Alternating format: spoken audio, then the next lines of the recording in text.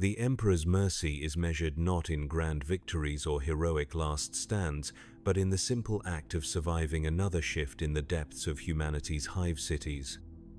For 17 billion souls crushed beneath the weight of existence, the true horror of the 40 honest millennium isn't war, it's peace. I wake to the sound of prayer bells echoing through the ventilation shafts, their bronze voices carried on air thick with incense and industrial smoke.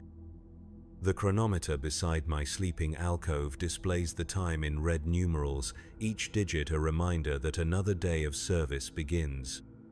Around me, in bunks stacked 7 high to the ceiling, my fellow workers stir beneath thin blankets that smell of sweat and fear. The dormitory stretches beyond sight, a cavern of humanity packed so tightly that privacy exists only in the space between one breath and the next. My name is Thaddeus Vaughan, and I am nothing, a designation on a work roster, a serial number tattooed beneath my left shoulder blade. I am one of 17 billion souls crammed into Hive Tertius on the world of Mordegal Prime, and my purpose is simple. I manufacture the bolter shells that keep the Imperium's enemies at bay, 12 hours a day, 7 days a week, until my body fails or my faith falters, whichever comes first. The morning prayer begins before my feet touch the cold metal floor. Speakers hidden in the walls crackle to life, broadcasting the voice of Subdeacon Morvis from somewhere high above in the administrative levels. His words wash over us like sacred rain, though I know them by heart after 23 years of service. Blessed are those who toil in darkness, for they bring light to the Emperor's realm. Blessed are those who sacrifice their flesh, for they strengthen his eternal will. Around me, thousands of voices join in unison, the words automatic, born from repetition rather than understanding. I mouth the syllables while my mind focuses on the day ahead. Production quota 77 Alpha requires 3,000 shells completed and blessed by shift's end. Yesterday, we managed 2,847. The difference cost us 3 extra hours of standing prayer and a reduction in our evening ration paste. The water allocation tubes descend from the ceiling with a mechanical wheeze. 2 minutes of tepid recycled water, brown with minerals and chemicals whose names I do not know. I scrub my hands with the provided soap, a grey substance that leaves my skin feeling raw but satisfies the purity requirements. The taste of copper never leaves my mouth. Some say it is from the water. Others whisper it is the taste of fear, permanent and bitter. I dress quickly in the grey coveralls that mark my caste. The fabric is rough against my skin, designed for durability rather than comfort. The Imperial Aquila is embroidered over my heart, its twin heads watching in opposite directions, never blinking, never sleeping. On my collar, the small brass pin that identifies my work detail, level, and clearance rating. Without it, I am not permitted to move beyond the dormitory sections. With it, I am bound to my station as surely as any chain. The breakfast line forms automatically, bodies pressed together in orderly fashion. We learned long ago not to push, not to complain, not to waste time with unnecessary conversation. The food dispensers hum with mechanical efficiency, depositing measured portions of protein paste and vitamin supplements onto our meal trays. The paste is grey and flavourless, but it contains everything necessary to maintain our strength for another day of labour. Flavour is a luxury reserved for those who serve in higher capacities. As I eat, I listen to the morning announcements echoing from speakers placed throughout the mess hall. Today's production goals, updates on planetary defensive status. A reminder that citizens showing signs of mutation should report to the nearest ecclesiarchy station for cleansing. The news from other worlds is always the same: victories against the enemies of mankind. New worlds brought into compliance. The eternal struggle continues, and we are blessed to play our part. But there are other sounds beneath the official words. Whispers passed between workers who dare to speak, rumors of shipping delays that suggest supply lines under attack. Stories of workers from other shifts who simply disappeared, their bunks empty, their names struck from the roster without explanation. These whispers are dangerous, but they persist like weeds growing in the cracks of devotion. The walk to the manufactorum takes 43 minutes through corridors that never see natural light. The walls are lined with devotional scrolls and purity seals, their wax impressions worn smooth by countless hands seeking blessing. Servo skulls drift overhead, their mechanical eyes recording everything, their vox grills occasionally crackling with binary cant as they communicate with the machine spirits that govern our daily routines. I keep my eyes forward, my pace steady, my expression neutral. The other workers move in the same mechanical fashion, a river of grey cloth and bowed heads flowing through arteries of metal and stone. Some are older than me, their backs bent from decades of service, their hands scarred from years of handling blessed ammunition. Others are younger, still carrying traces of hope in their movements, not yet worn smooth by the grinding reality of their existence. All of us share the same destination, the same purpose, the same inevitable end. The manufactorum floor is a cathedral of industry, its ceiling lost in shadows and smoke. Massive conveyor belts snake between workstations, carrying raw materials in one direction and finished products in another. The air thrums with the sound of machinery, a mechanical hymn that never stops, never slows, never allows for silence. Steam hisses from pipes overhead, carrying the blessed oils and sacred unguents that keep the production lines sanctified. My station is number 4779, marked with my designation and blessed with a small shrine to the machine god. The tools are laid out with precise care, each one cleaned and consecrated according to the morning rituals. Shell casings arrive in metal bins, their brass surfaces dull but free of imperfection. Gunpowder, blessed by the tech priests, waits in measured portions. Projectiles, each one inscribed with microscopic prayer scrolls, gleam under the artificial light. The work is methodical, almost meditative in its repetition. Take a casing, inspect for flaws, fill with the precise amount of blessed powder, seat the projectile, crimp the edge with tools that have been used by 1,000 workers before me. Each shell must be perfect, because imperfection in our work means death for the Emperor's servants who depend on our craftsmanship. This knowledge weighs heavy, but it also provides purpose. Every shell I complete might save a loyal guardsman's life, might fell a heretic, might help hold the line against the darkness that presses against our borders. The hours pass without variation. The quota counter above our section ticks upward with each completed shell, but never fast enough to ease the tension that builds throughout the shift. Supervisors walk between the workstations, their red robes marking them as servants of the Mechanicus, their augmetic eyes scanning for inefficiency or imperfection. They rarely speak, but their presence is constant, a reminder that we are watched, measured, evaluated with every movement we make. Halfway through the shift, the daily execution bell tolls 3 times. Somewhere in the Hive, 3 citizens have been found wanting. Perhaps they spoke words of doubt.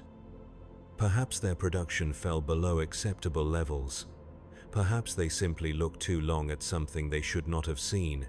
The reasons matter less than the outcome. 3 lives ended to maintain the purity and efficiency of our world. 3 examples set for the rest of us to contemplate as we work.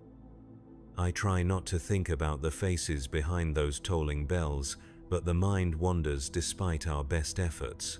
Were they workers like me, struggling to meet impossible quotas with failing bodies and tired souls? Were they administrators who made the wrong decision, filed the wrong report, failed to show sufficient enthusiasm for their duties? The uncertainty is perhaps worse than knowing, because it means any of us could be next, for reasons we might never understand. The afternoon brings a new challenge. Word spreads through the factory floor that Imperial Navy representatives will be conducting a quality inspection of our production line. This news transforms the already tense atmosphere into something approaching panic. The supervisors become more aggressive in their oversight, barking corrections and adjustments in binary cant that none of us fully understand but all of us fear. The pace increases, but so does the pressure for perfection. Quality inspections can result in commendations for exceptional work, but they more often result in punishments for failing to meet the exacting standards expected of those who serve the Emperor's war machine. Workers have been taken away during such inspections, never to return. Entire production lines have been shut down, their personnel reassigned to punishment details or worse. The stakes are higher than our usual daily struggle for survival. When the inspection team arrives, the entire floor falls silent, except for the constant hum of machinery. 3 figures in navy blue uniforms move between the workstations, their faces hidden behind ceremonial masks that bear the aquila and other symbols of Imperial authority. They select shells at random, examining them with instruments I do not recognize, marking their findings on data slates with styluses that gleam like small weapons. At my station, they pause longer than at others. One of the inspectors holds up a shell I completed earlier in the day, turning it in the light, running sensors over its surface. My heart pounds with a rhythm that threatens to shake my hands, but I keep working, focusing on the shell currently in my grasp, trying to appear calm and competent. The inspector makes a notation on his slate, replaces the shell in the completed bin, and moves on without a word. The inspection lasts 2 hours, though it feels like days.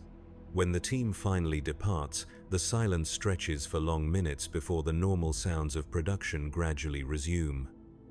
No announcements are made about their findings, no immediate consequences declared.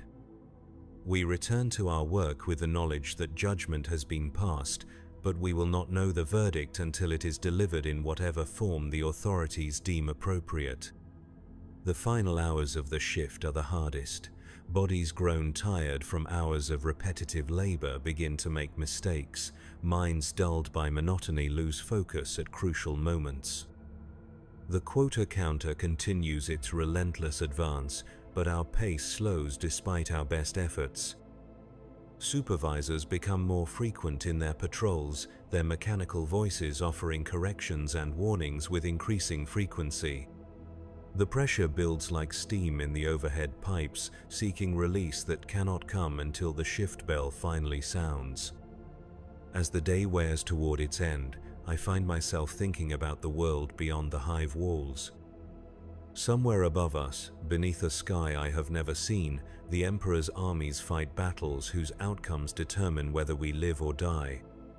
Somewhere among the stars, ships carry the products of our labor to distant worlds, where they will serve purposes we can only imagine.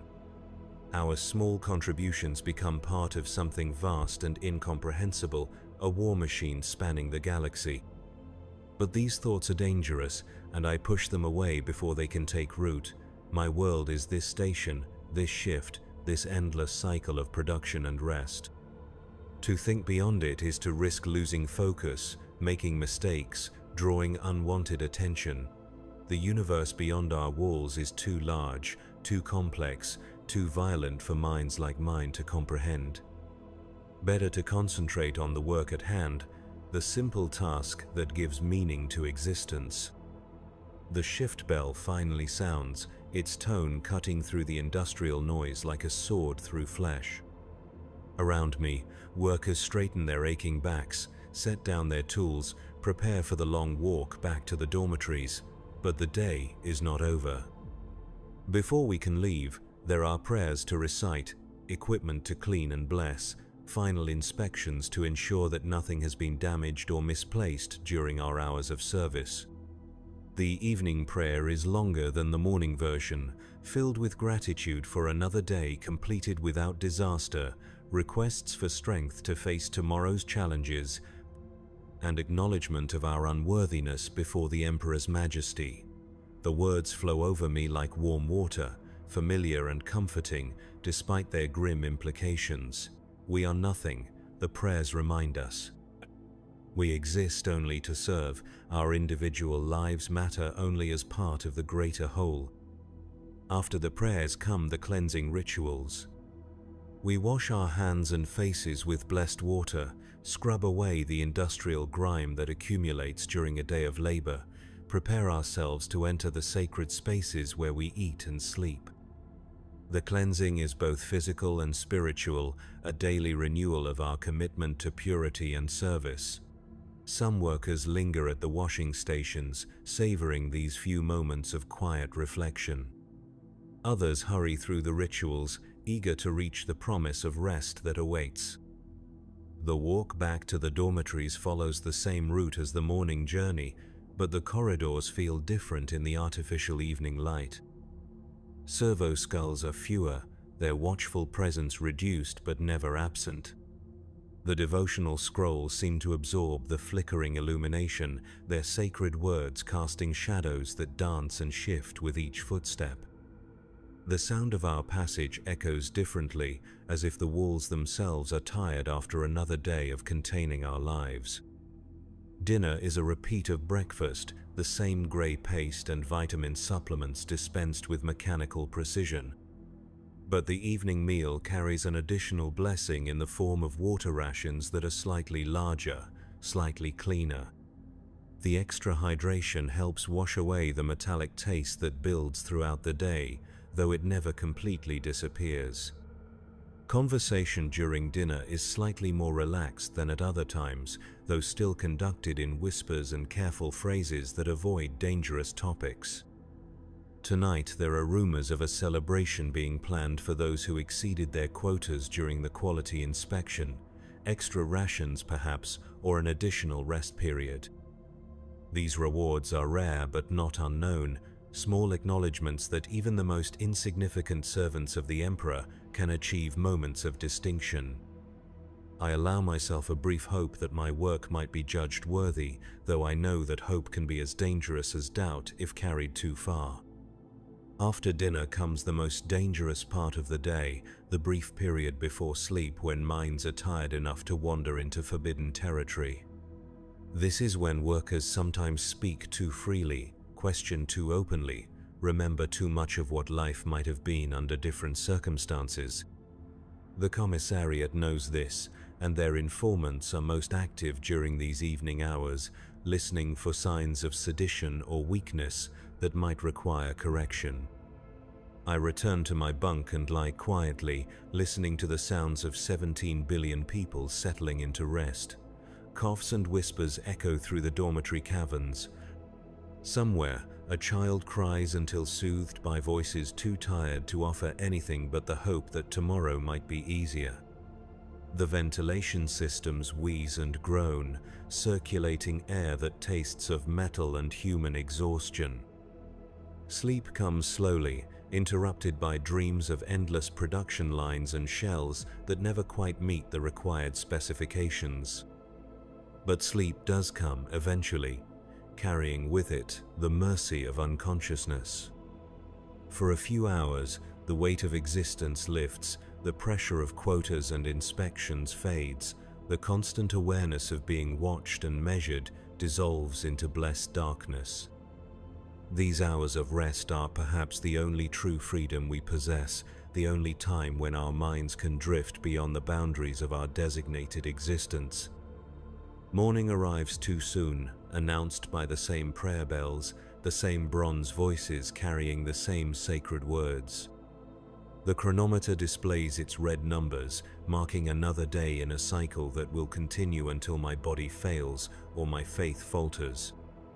Around me, thousands of workers begin the same rituals of waking, washing, eating, preparing for another shift in service to the Emperor's grand design. I am Thaddeus Vaughan, and I am nothing, but in my nothingness I serve a purpose greater than individual existence. Each shell I craft, each prayer I recite, each day I survive, adds one more small thread to the vast tapestry that keeps humanity alive in a universe determined to destroy it.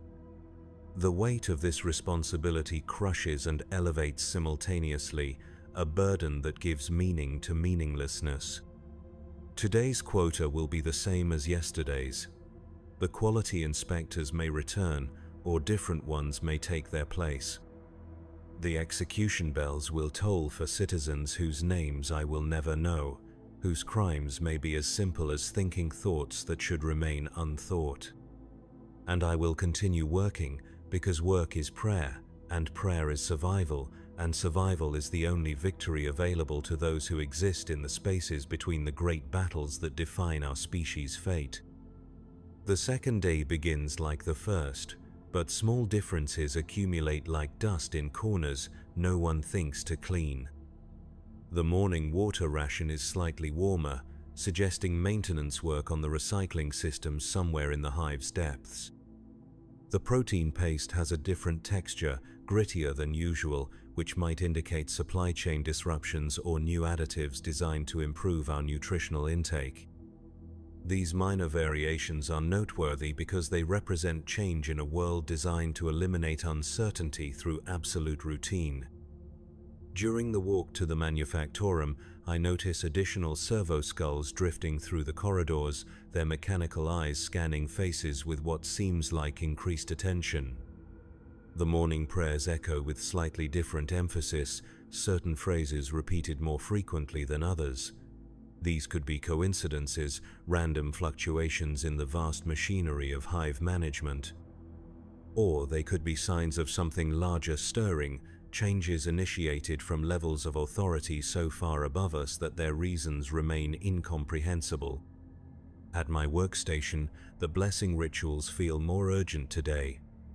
The tech priest overseeing our section performs additional prayers over the machinery, anointing key components with sacred oils while chanting in binary cant that carries undertones of concern.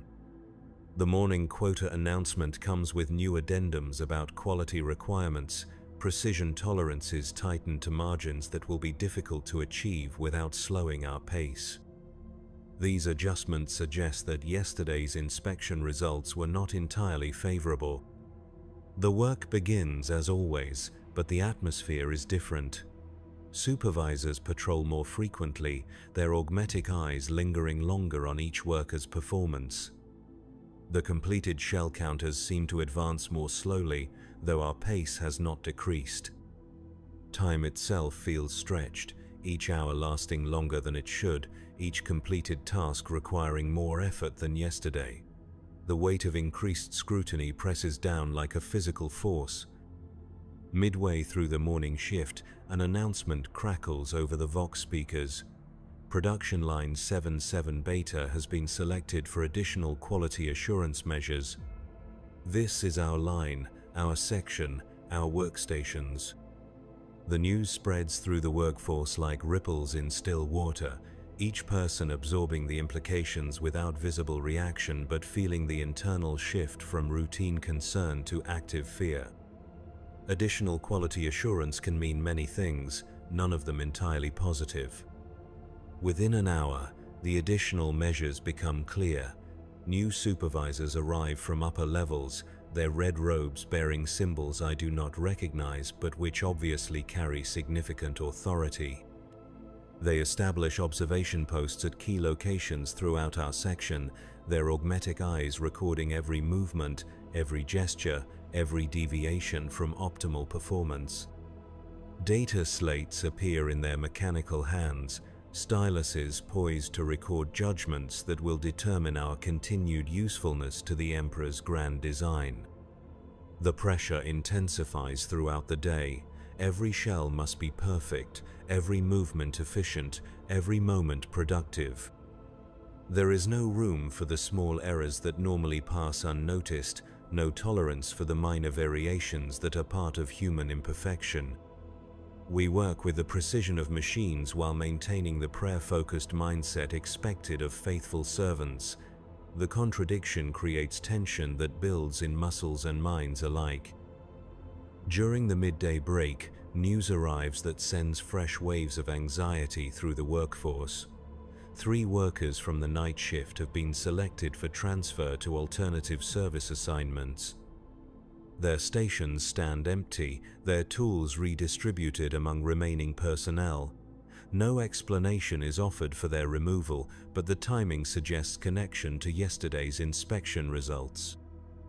The message is clear without being stated directly. The afternoon brings fresh challenges as production quotas are adjusted upward to compensate for the reduced workforce. We must maintain the same output with fewer hands, achieve the same quality standards with increased time pressure. The mathematics of this equation are simple but brutal. Someone will fail to meet the requirements. Someone will draw negative attention. Someone will join the ranks of those who disappear without explanation.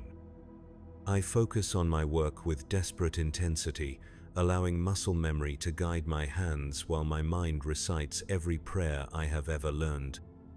Each shell becomes a meditation on duty and survival, a small offering to the Emperor who watches over us from his golden throne.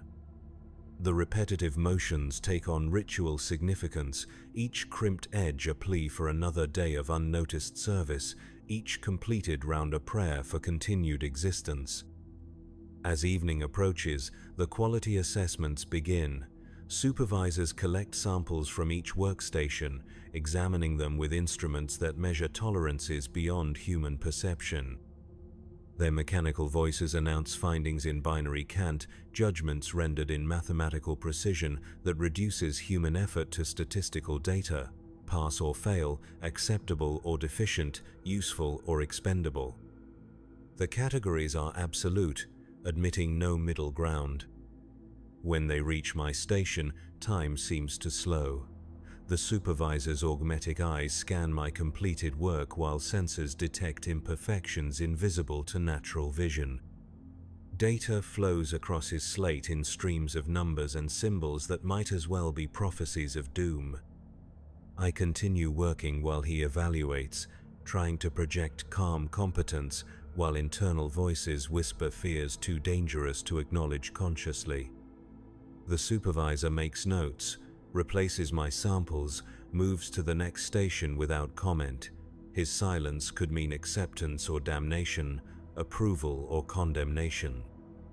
In a system where communication flows only downward through hierarchies of authority, the absence of information becomes a form of psychological torture.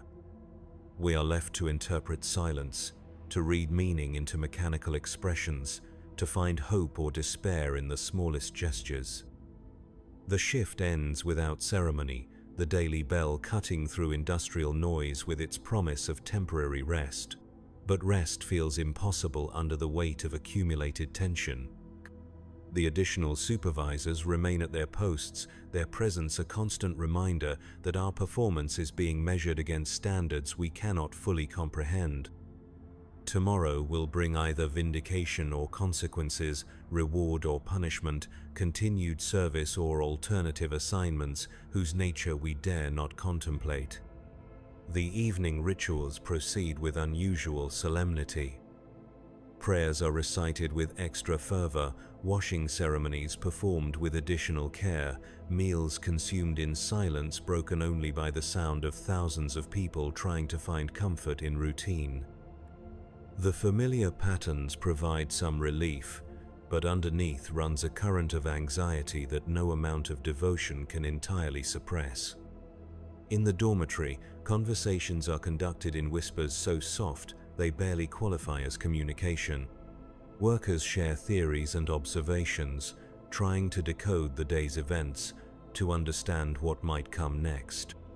Some speak of friends who disappeared during previous quality assurance periods, their fates unknown but presumably final.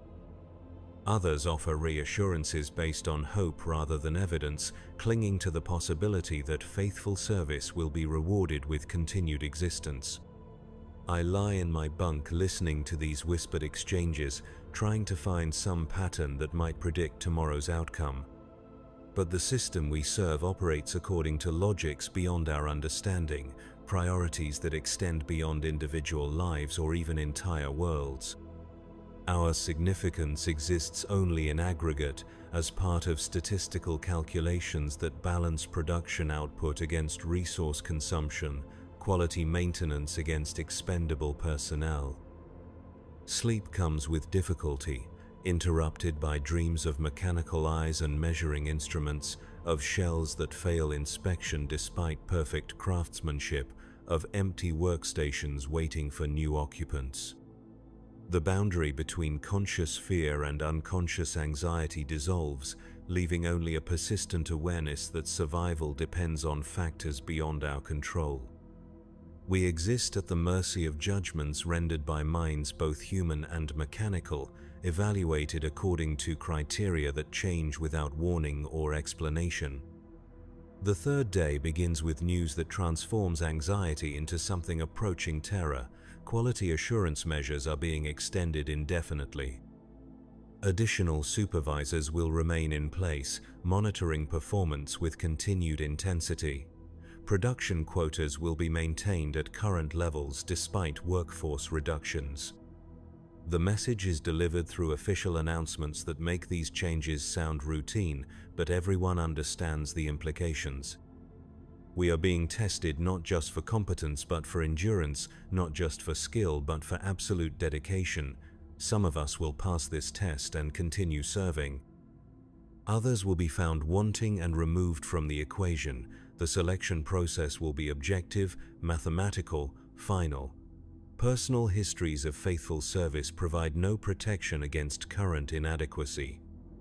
Past achievements cannot compensate for present failures. This knowledge changes the atmosphere in ways both subtle and profound. Workers who previously shared minor shortcuts or offered assistance during difficult procedures now focus exclusively on their own performance. Cooperation continues where required by production processes, but voluntary aid becomes rarer as everyone recognizes that helping others might draw attention to weaknesses in their own capabilities. Survival becomes an individual rather than collective endeavor. The work itself remains unchanged, but its context is transformed. Each shell crafted under intense scrutiny, each movement recorded for analysis, each breath taken in an atmosphere charged with the possibility of judgment. The quality of our output improves under this pressure, but so does the psychological cost of maintaining such standards. Perfection is achievable only through the sacrifice of everything that makes labor bearable. Lunch breaks become periods of silent evaluation rather than rest. Workers study each other's faces for signs of stress or weakness, looking for clues about who might be selected for removal.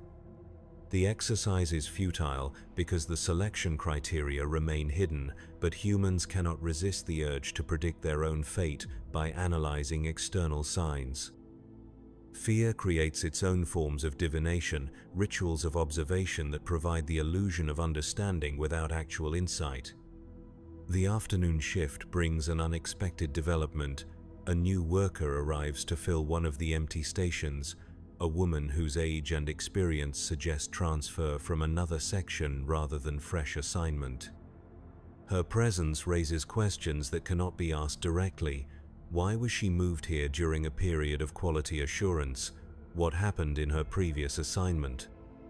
Is her arrival a sign of confidence in our section's performance or preparation for further workforce adjustments? She works with the focused intensity of someone aware that first impressions carry permanent consequences. Her technique is flawless, her pace consistent, her attitude appropriately reverent. But there is something in her eyes that suggests familiarity with fear, knowledge gained through experiences similar to our current situation. She has survived previous quality assessments, which makes her either exceptionally competent or extraordinarily fortunate. As the day progresses, patterns emerge in the supervisor's attention.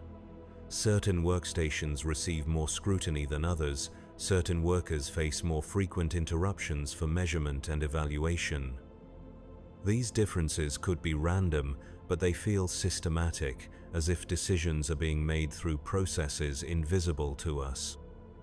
The mathematics of judgment proceed according to algorithms we cannot perceive, but whose results will determine our continued existence.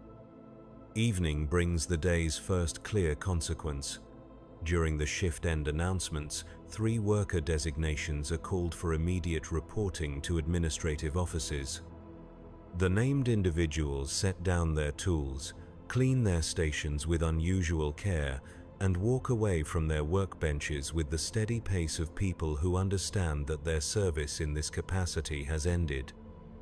Whether they will be reassigned, retrained, or processed for alternative forms of contribution remains unspecified.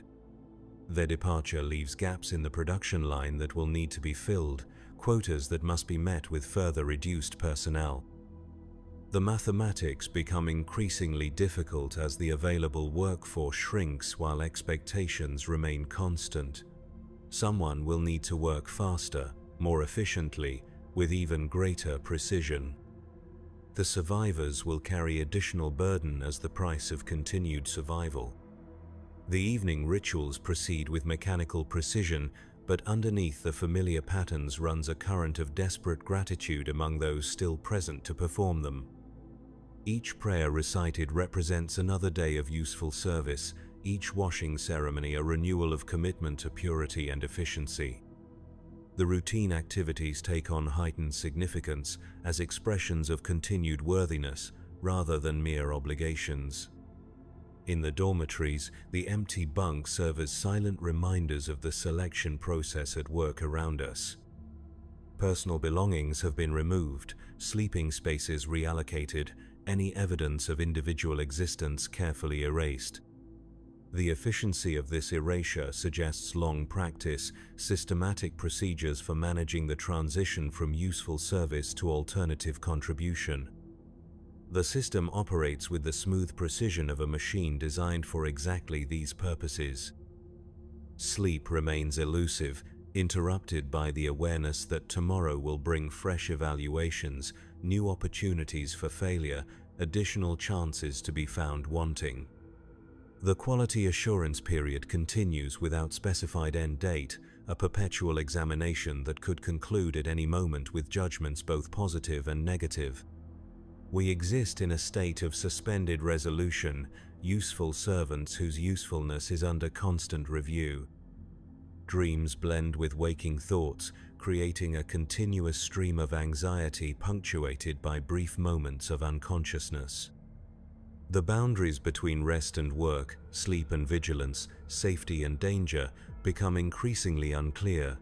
Everything becomes part of the evaluation process, every moment a test of worthiness for continued service. The totality of existence narrows to the single question of whether tomorrow will bring another opportunity to demonstrate usefulness to the Emperor's grand design. Morning arrives with familiar bells and unfamiliar announcements. The quality assurance period has produced preliminary results, though these will not be shared with the workforce until final evaluations are complete. This news provides no comfort, only confirmation that judgments are being made through processes beyond our influence or understanding. We continue working while decisions about our fate proceed according to criteria that remain opaque to those most affected by their outcomes.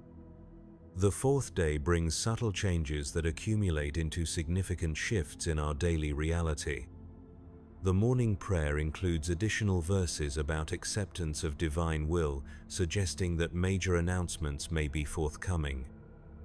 Water rations are adjusted slightly upward, which could indicate either reward for improved performance or preparation for workforce changes that will affect consumption calculations.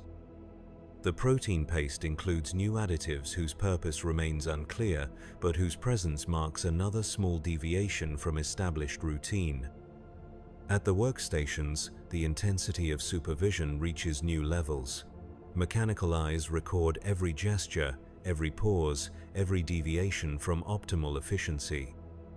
Data streams flow constantly to analysis centers where human and machine intelligence collaborate to reduce our performance to mathematical certainties. The weight of this attention creates its own form of pressure, transforming simple tasks into acts of desperate precision. New tools appear at selected workstations, precision instruments that enable more accurate manufacturing while requiring higher levels of skill to operate effectively. These could be rewards for superior performance or challenges designed to identify those incapable of adapting to increased demands. The ambiguity is intentional, forcing us to treat every change as both opportunity and threat, every improvement as potential trap. During the midday break, word spreads about developments in other sections of the Manufactorum. Production Line 77 Alpha has completed their quality assurance period with positive results, earning commendations and minor increases in rations.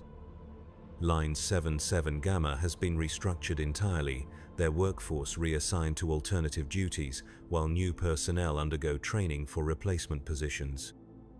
These examples provide models for what might await us, though neither outcome can be predicted or influenced through any action available to us. The afternoon shift introduces a new element of uncertainty. Representatives from the Departamento Munitorum arrive to conduct their own evaluation of our output, examining shells not just for technical quality, but for adherence to specifications that encompass everything from weight distribution to prayer scroll placement.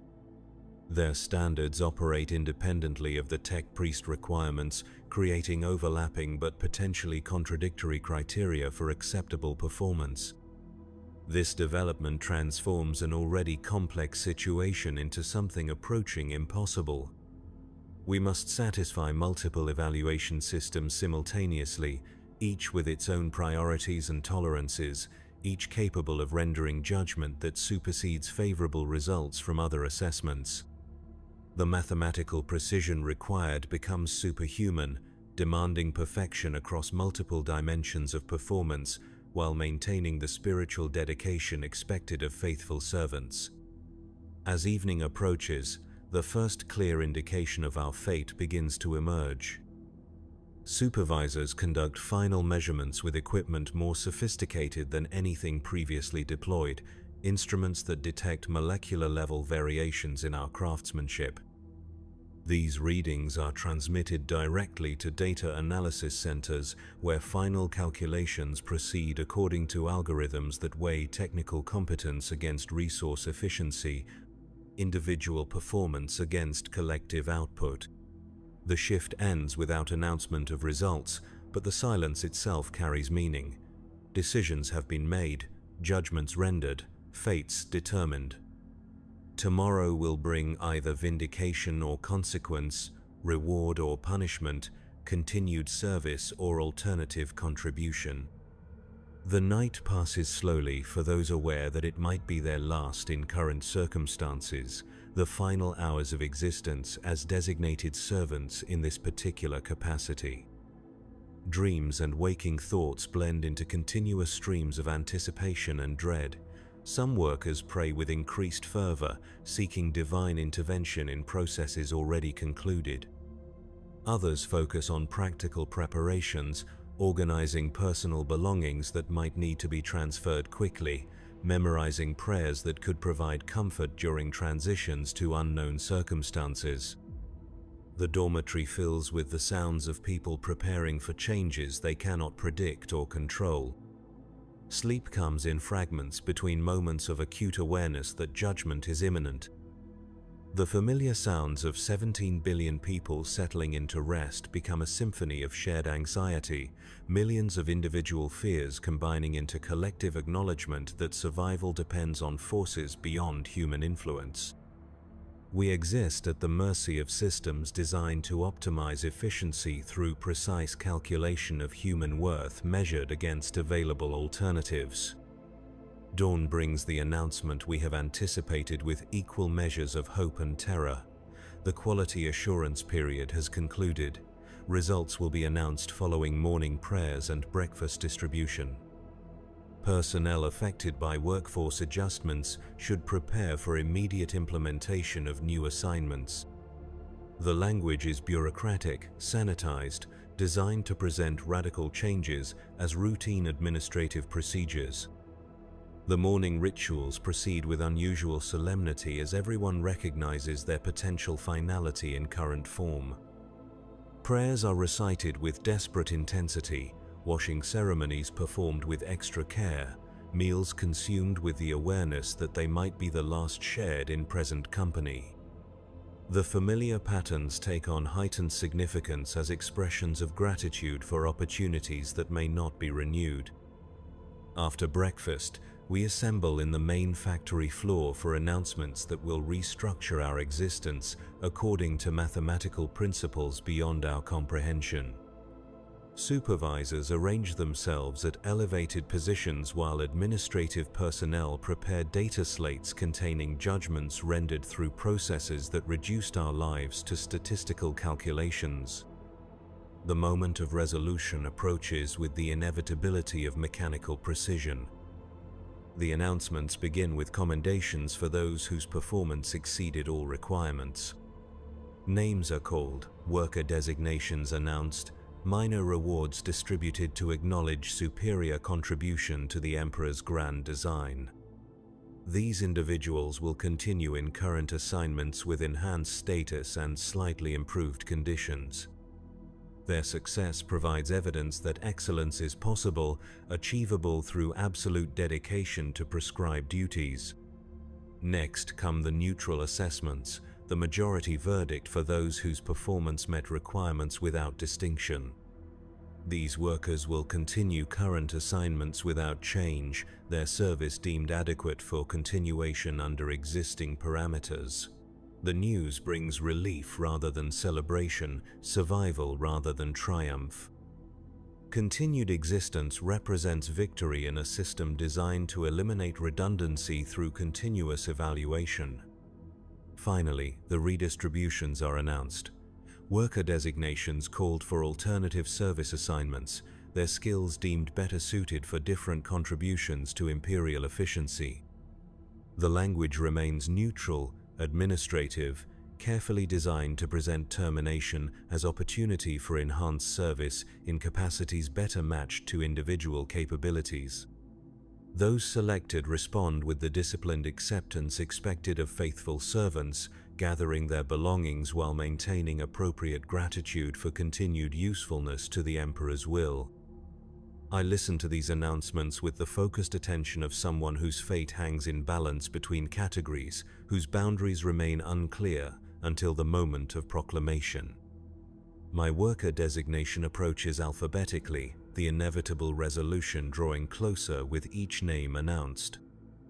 The mathematics of judgment proceed according to criteria I cannot influence, but whose results will determine whether tomorrow brings familiar routine or unknown alternative.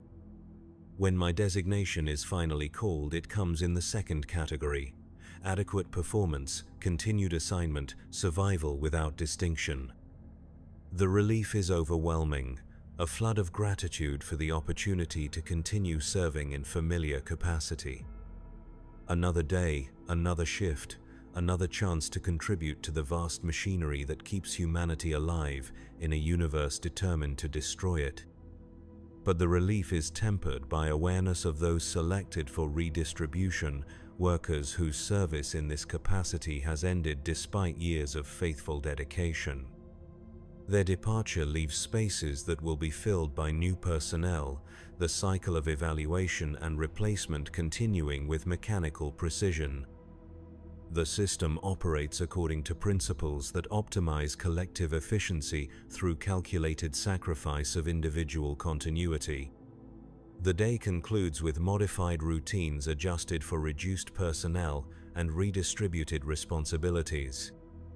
Those remaining must absorb additional duties while maintaining the same quality standards that prompted the recent evaluation period. The mathematics become more challenging, but the consequences of failure remain absolute. Excellence is not optional when survival depends on continued usefulness to purposes greater than individual existence. Evening brings the first glimpse of our new reality. Empty workstations are cleaned and prepared for incoming personnel whose training will proceed according to lessons learned through recent quality assurance procedures. The efficiency of this transition demonstrates the system's capacity for continuous optimization, its ability to process human resources with the same mechanical precision applied to raw materials and finished products.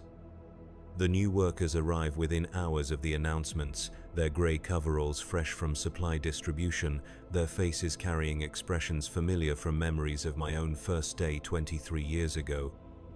They move with the careful attention of people aware that initial impressions will influence all subsequent evaluations, their gestures measured and appropriate, their silence broken only by whispered prayers for guidance and acceptance. I watch them take positions at stations recently vacated by workers whose names are already being erased from rosters and records. The continuity of production supersedes individual identity, the flow of shells maintaining its rhythm despite the human changes that punctuate but never interrupt the greater process. New hands learn the same motions, new minds absorb the same prayers, new bodies adapt to the same demands that have shaped countless servants before them. Training proceeds with accelerated intensity, the compressed instruction period forcing rapid adaptation to procedures that took me months to master. The new workers struggle with techniques that have become automatic through repetition, their movements awkward and uncertain where mine flow with practiced efficiency. But they learn quickly, driven by awareness that competence must be demonstrated before evaluation periods conclude with permanent judgments. During the midday break, I find myself assigned as mentor to one of the new arrivals, a young woman whose worker designation marks her as fresh from the education sectors where citizens receive basic training before assignment to productive duties. Her questions reveal gaps in understanding that I remember from my own early service, uncertainties about procedures and expectations that experience gradually resolves through accumulated observation and instruction. She asks about the workers who previously occupied these stations, what happened to them, whether their reassignment represents advancement or punishment. I provide answers that acknowledge the transitions without speculating about their nature, explanations that satisfy curiosity while avoiding dangerous territory. The fate of redistributed personnel is not discussed in detail, their alternative service assignments described only in terms that emphasize continued contribution to Imperial purposes. But her questions awaken thoughts I have learned to suppress, memories of other workers who disappeared during previous evaluation periods, faces that became absent without explanation or acknowledgement. The young woman's concern about her predecessors mirrors worries I once harbored, fears that experience has taught me to contain rather than resolve. Some knowledge is too dangerous to pursue, some understanding too costly to achieve. The afternoon shift proceeds with the awkward rhythm of mixed experience levels, seasoned workers adjusting their pace to accommodate newcomers while maintaining production quotas that admit no reduction for training periods. The efficiency calculations remain constant despite personnel changes, demanding that collective output continue at established levels regardless of individual capability variations. The mathematics of this requirement force additional effort from those capable of superior performance. As evening approaches, the new workers display signs of exhaustion that I remember from my own early days. The physical demands of continuous precision work combined with psychological pressure of constant evaluation create fatigue that goes beyond mere tiredness. Their movements slow despite conscious efforts to maintain pace, their attention wavers despite awareness that concentration is essential for survival in current assignments. During the shift-end prayers, their voices join the collective recitation with enthusiasm born from genuine gratitude for opportunities to serve. The words carry different meaning for those who have not yet learned to recite them automatically, whose faith remains conscious rather than habitual. Their devotion reminds me of emotions I once felt, but have learned to moderate through years of accumulated experience with the reality behind the sacred language. The evening meal provides opportunity for informal instruction in survival techniques that are never officially discussed, but are essential for long-term continuation in current assignments.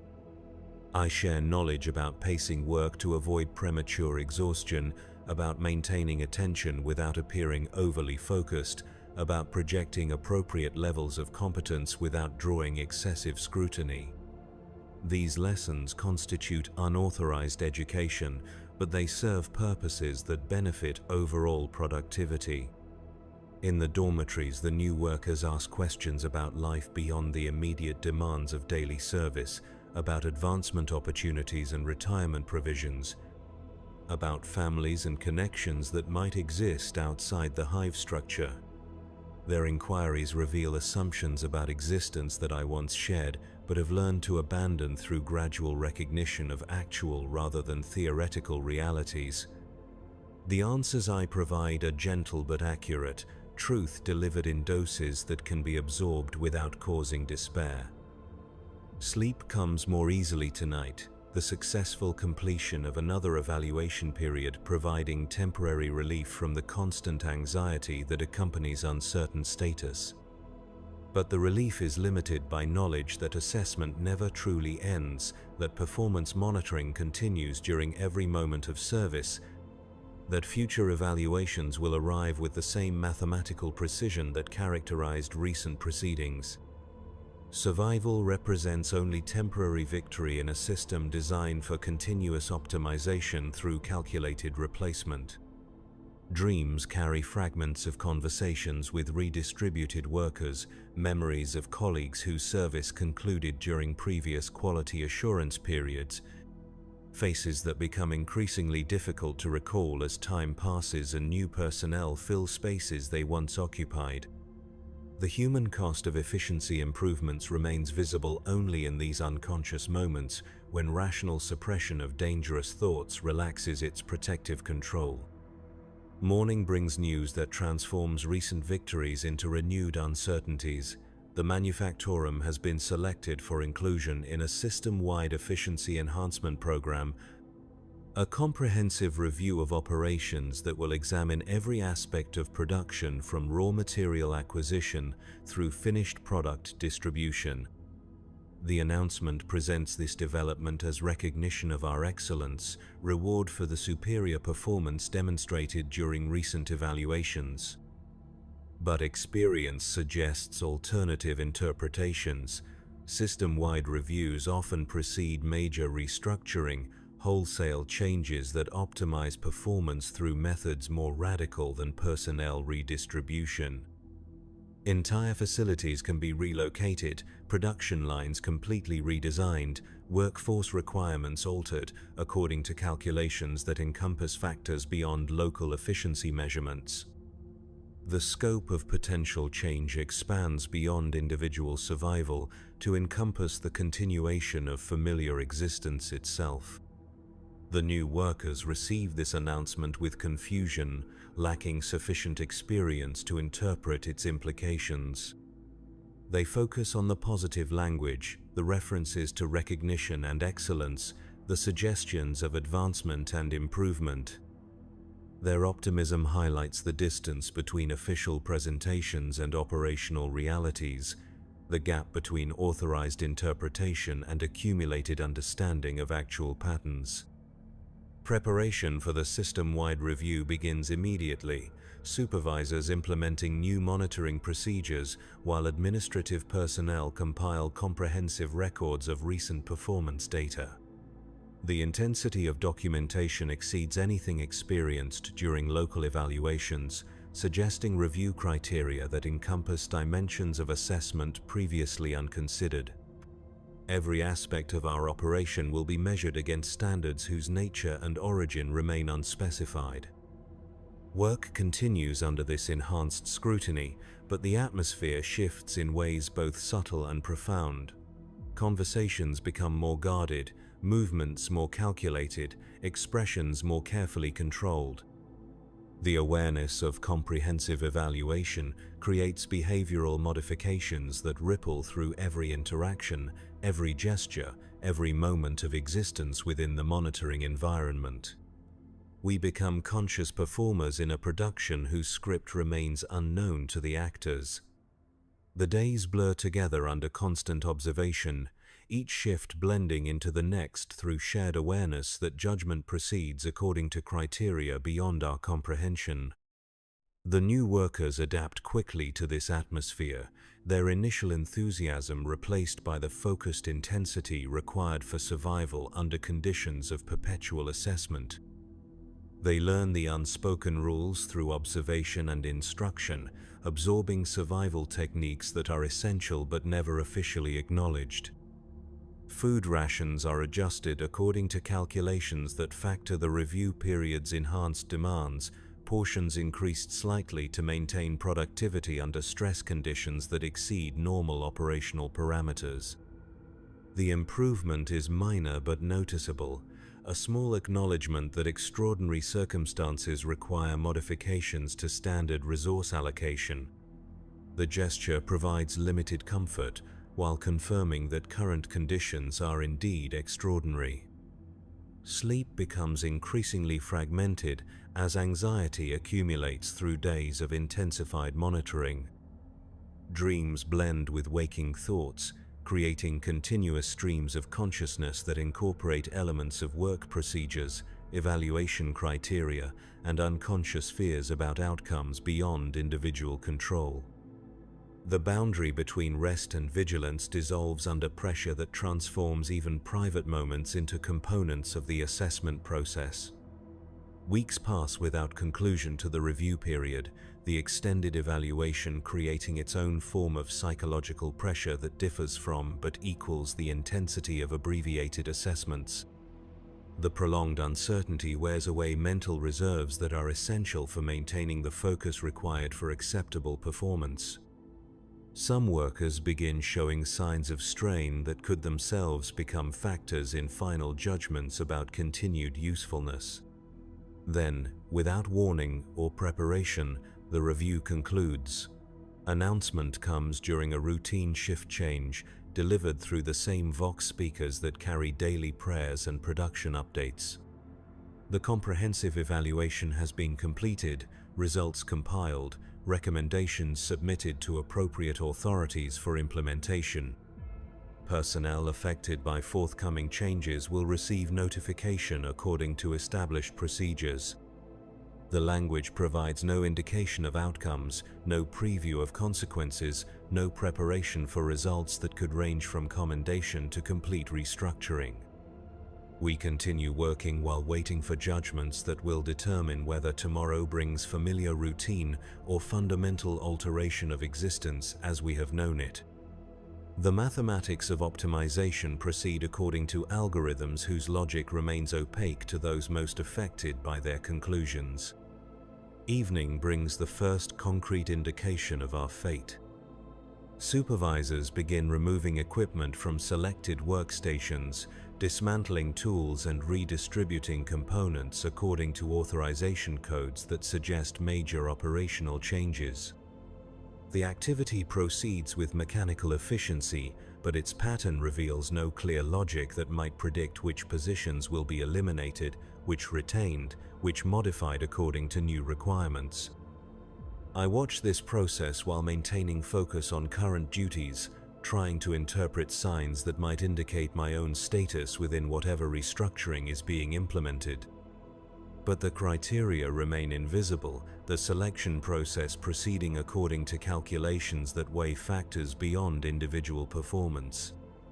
The comprehensive nature of the review suggests changes that encompass considerations extending far beyond local efficiency measurements.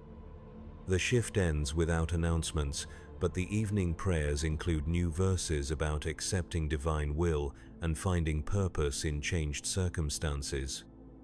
The additions suggest that major transitions are imminent, alterations that will require spiritual as well as practical adaptation. We recite these new words while contemplating possibilities that range from minor adjustments to complete transformation of our existence within the Imperial structure. Night brings restless sleep interrupted by sounds of continued activity in areas normally quiet during rest periods. Mechanical voices echo through ventilation systems, speaking in binary cant that carries undertones of urgency and purpose. The nocturnal operations suggest preparations for changes too extensive to complete during normal shift hours, modifications that require time and resources beyond standard maintenance procedures. Dawn arrives with news that confirms our fears while providing no clarity about their resolution. The Manufactorum will undergo complete operational restructuring according to new efficiency specifications developed through the recent comprehensive review. Current personnel will be evaluated for compatibility with modified procedures, those deemed suitable receiving additional training while others are processed for alternative service assignments more appropriate to their capabilities. The announcement presents these changes as opportunities for advancement and improved service to the Emperor's grand design, but the language cannot disguise the fundamental nature of what approaches: the dissolution of familiar patterns and their replacement with systems optimized according to criteria that may bear little resemblance to current operations. Our existence as we have known it approaches its end, though what will replace it remains unspecified. Preparation for restructuring begins immediately, current procedures continuing while new equipment arrives and training materials are distributed to personnel selected for retention under modified operational parameters. The selection criteria remain unstated, but patterns emerge suggesting preferences for specific combinations of technical competence, physical endurance, and psychological adaptability that may not correspond to current performance rankings. I find myself included among those selected for additional training, though the reasons for this choice remain unclear. The new procedures bear little resemblance to current practices, requiring different skills and different approaches to tasks that share only superficial similarity with familiar duties. The learning curve is steep, demanding rapid adaptation to concepts and techniques that challenge accumulated experience and established habits. The training period proceeds with compressed intensity, knowledge transfer accelerated to meet implementation schedules that admit no delay for gradual adjustment. Those who adapt quickly demonstrate continued utility, while others struggle with requirements that exceed their capacity for rapid change. The process serves dual functions as education and final evaluation, teaching new skills while identifying those incapable of transition to modified operational parameters. As restructuring proceeds, the physical environment undergoes transformation that mirrors personnel changes. Familiar equipment disappears, replaced by machinery that operates according to different principles while serving similar ultimate purposes. The layout of workstations changes, the flow of materials is redirected, the rhythm of production shifts to accommodate new procedures that optimize efficiency through methods previously unconsidered. The new workers who arrived during the recent evaluation period adapt more easily to these changes, their brief experience with current procedures providing less resistance to modification than my decades of accumulated habit. They embrace new training with enthusiasm that I struggle to match, their flexibility highlighting the psychological costs of extended service under previous operational parameters.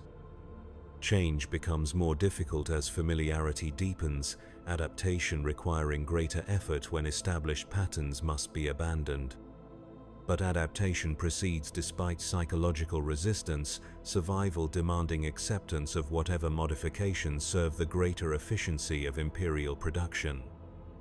I learn new techniques while maintaining awareness that further changes may follow, that optimization is an ongoing process rather than a destination to be reached and maintained. The system evolves continuously, human components expected to evolve accordingly, or face replacement by alternatives better suited to emerging requirements. Weeks pass as restructuring nears completion, the new operational parameters taking shape through accumulated modifications and adjustments. The final configuration bears little resemblance to previous arrangements, efficiency improvements achieved through methods that required comprehensive reimagining of fundamental procedures. Production capacity increases while resource requirements decrease, mathematical optimization realized through human adaptation to machine logic.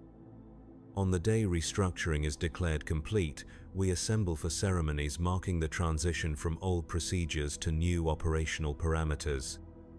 Prayers are offered for successful adaptation and continued service under modified conditions. Supervisors deliver addresses acknowledging our flexibility and dedication during the transition period. The language emphasizes continuity rather than change, presenting radical transformation as natural evolution of existing commitment to Imperial service. But beneath the ceremonial recognition lies awareness of what has been lost through optimization. Familiar routines that provided psychological comfort, personal relationships that developed through shared experience, individual identities that found expression within previous operational constraints. The human costs of efficiency remain unacknowledged in official assessments, mathematical calculations that weigh productivity gains against resource expenditures without accounting for intangible losses that resist quantification. As night falls on our first day under new operational parameters, I lie in my bunk contemplating changes that have altered not just procedures, but the fundamental nature of existence within this facility. The sounds are different, the rhythms changed, the atmosphere transformed through modifications that extend beyond mere technical adjustments. We continue serving the same ultimate purposes, but we serve them as different people in a different world. Our identities reshaped through adaptive requirements that optimize human resources according to mechanical principles. The prayer bells still toll at appointed hours, their bronze voices carrying the same sacred words through air that tastes subtly different, processed by ventilation systems modified to accommodate new operational requirements. The chronometer displays time in the same red numerals, but the hours feel altered in ways that resist precise description. We measure the same duration through different experiences, time itself seemingly transformed by the context in which it passes. Sleep comes with difficulty, consciousness reluctant to surrender awareness of changes that continue processing through unconscious adaptation periods. Dreams incorporate elements of both old and new procedures, memories blending with recent training to create mental landscapes that reflect transition periods when familiar certainties dissolve without clear replacement. The mind struggles to integrate experiences that challenge established patterns of understanding and expectation. Morning brings the first full operational day under new parameters, reality testing theoretical training through practical application. The procedures feel foreign despite weeks of preparation, muscle memory conflicting with conscious instruction, established habits requiring continuous correction. But adaptation proceeds through repetition and necessity, competence emerging gradually as theory transforms into practiced routine. The other workers display similar adjustment challenges, their movements uncertain and deliberate where previous operations flowed with automatic precision. But we adapt together, shared uncertainty creating bonds that replace relationships lost through restructuring. New forms of cooperation emerge as we navigate unfamiliar procedures while maintaining production standards that admit no reduction for transition difficulties. Days accumulate into weeks as new operational parameters become increasingly familiar, though never entirely comfortable. The modified procedures prove effective in achieving their designed objectives, production efficiency improving while resource consumption decreases according to optimization calculations. Our adaptation serves the greater purpose while transforming us into different versions of ourselves, identities reshaped through service to requirements that supersede individual preferences. But questions remain unresolved beneath the surface of successful adaptation. What happened to workers deemed unsuitable for retention under new parameters? Where were they reassigned, and do their alternative service assignments provide continuation of meaningful existence? The answers to these questions are not provided through official channels, leaving space for speculation that ranges from optimistic to terrifying depending on individual psychological tendencies and accumulated experience with Imperial administrative procedures.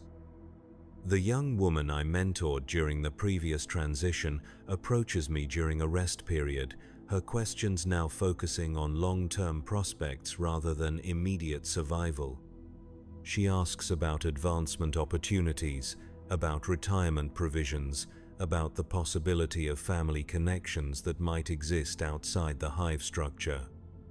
Her inquiries reveal assumptions about existence that I recognize from my own early service, hopes that experience will gradually modify through accumulated understanding of actual rather than theoretical realities. I provide answers that acknowledge possibilities while tempering expectations with practical awareness of system limitations. Advancement exists but follows criteria that may not correspond to individual aspirations. Retirement provisions are available but may take forms different from anticipated outcomes. Family connections remain possible but must be balanced against service obligations that take precedence over personal relationships. These conversations carry undertones of responsibility that extend beyond mere information transfer. The guidance I provide influences expectations and decisions that will shape another person's adaptation to Imperial service requirements. The weight of this influence creates awareness of my own transformation from someone who received such guidance to someone who provides it, the cycle of experience continuing through generational transfer of accumulated knowledge. As months pass under new operational parameters, the modified procedures become sufficiently familiar to allow consciousness to drift during routine operations. The mind, no longer entirely occupied with technical requirements, begins processing broader implications of our situation. We exist within systems designed for optimization through continuous modification, human resources adjusted according to changing requirements that serve purposes extending beyond individual understanding. The prayer bells continue tolling at appointed hours, their bronze voices carrying words that provide continuity despite operational changes. But the prayers themselves seem different when recited under new circumstances, familiar syllables carrying altered meaning through contexts that have shifted in fundamental ways. The sacred language adapts to changed reality while maintaining surface consistency that masks deeper transformation. Production quotas are met with increasing regularity as adaptation reaches completion, efficiency targets achieved through human flexibility that accommodates machine requirements. Our success demonstrates the system's capacity for optimization through calculated modification of operational parameters. But success comes with awareness that further changes may follow, that optimization is an ongoing process rather than a destination to be reached and maintained indefinitely. In quiet moments between shifts, when consciousness is free to contemplate existence beyond immediate technical requirements, I find myself wondering about the larger purposes served by our continuous adaptation. The shells we manufacture contribute to conflicts whose nature and location remain unknown to us.